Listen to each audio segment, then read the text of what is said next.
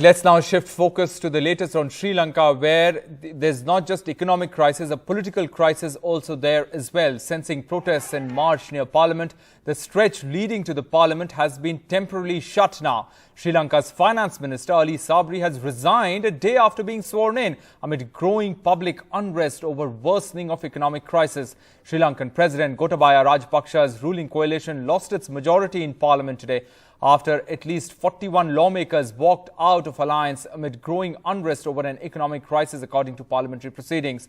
Deputy Parliament Speaker has also resigned as the Parliament reconvened for the first time after the state of emergency was declared in the country.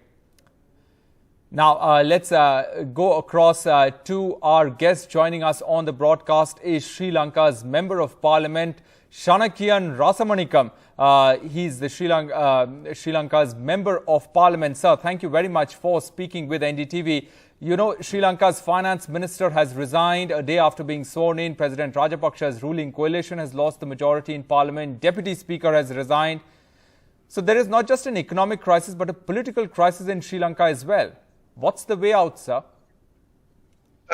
Thank you for having me on your TV channel as well. But I think President Rajapaksa's ruling party have not lost the majority yet, but MPs have decided to stay independent and leave the coalition government. But however, the word is that they still have 117 members in parliament in the ruling party, and the simple majority is 113.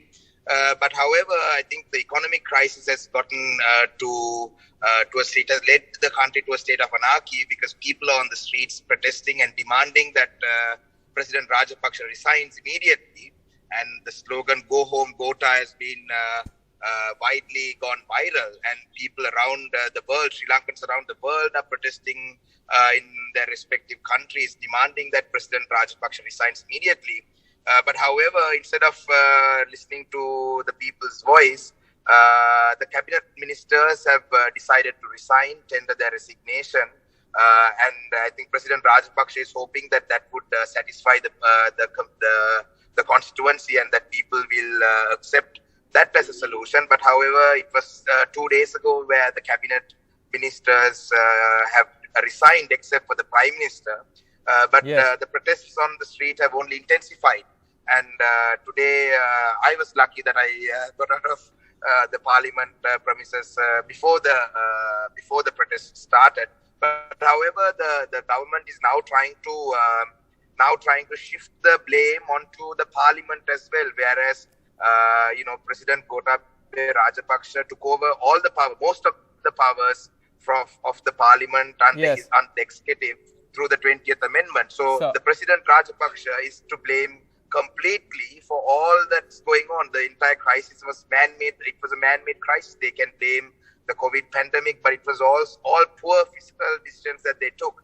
It was all poor decisions that they took financially that has led to this country, especially Right. servicing foreign debt when we were unable to do that. Instead of restructuring our debt, they went ahead and serviced our debt, depleting our foreign reserves to under even a few hundred million. So now we have run out of money to buy the most essential commodities. So I think the crisis is only going to get worse unless President Gotabaya Rajapaksa resigns immediately.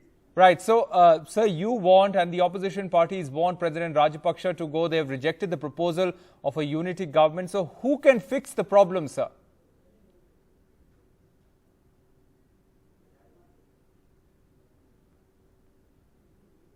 Well, what we propose is that President Rajapaksa has to resign, step down from his position, including Prime Minister Rajapaksa, and a transitional government that will include all parties will have to take collective decisions about the future.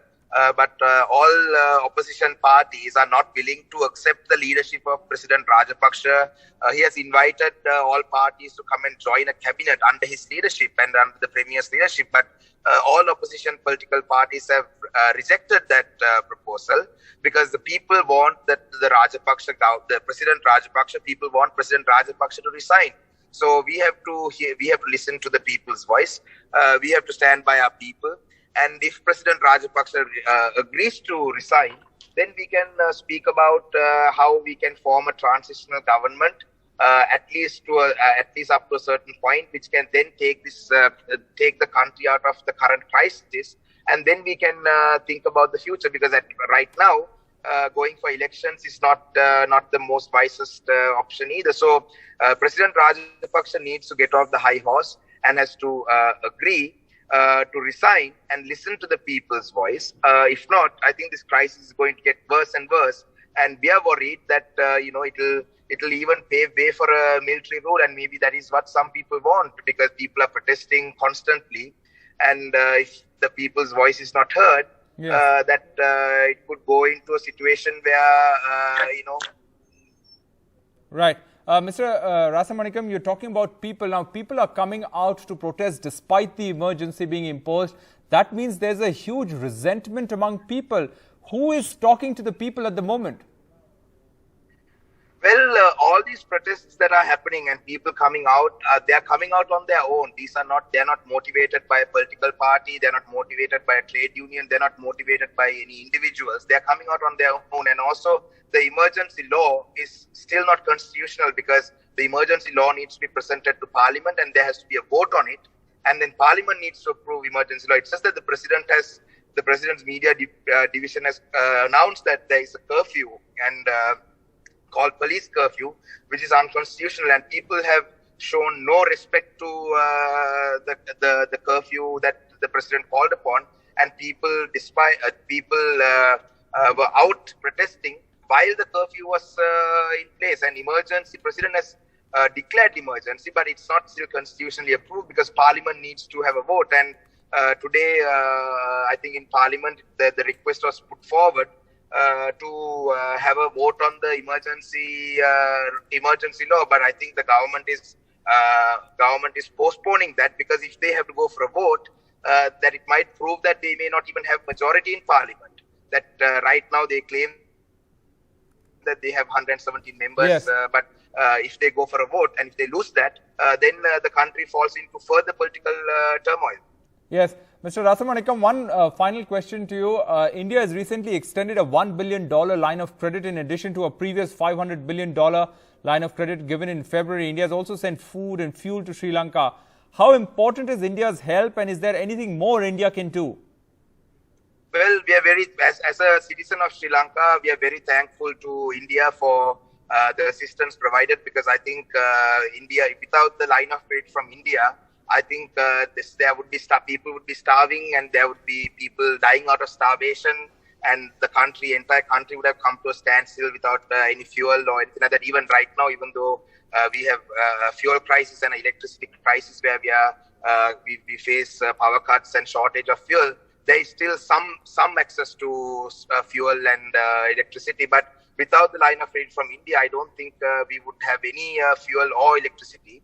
And at the same time, on what India can do, what more India can do, India can exert pressure or urge the government of Sri Lanka to restart regular flights from the Palali International Airport in Jaffna to India. The government of India can also urge that the Rameswaram Thalaimana ferry be restarted, even to develop Trincomalee Harbour jointly, which could revive the economy of the north and the east. And India has always been a close friend of Sri Lanka, but also I represent the ethnic Tamil community in Sri Lanka, and India has always taken care of the Tamil people who live in the north and the east. And I think it's very important to mention that any sort of political autonomy today that the Tamil community have in Sri Lanka is thanks to the government of India's Indo-Lanka Accord in 1987, which brought about a provincial administrative structure, which is not a 100% solution to a problem, but that is the only measure that we have in our constitution that ensures some sort of devolution of power. So that is another way that India can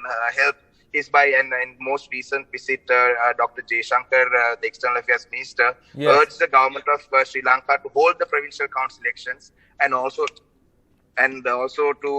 hold the provincial council elections and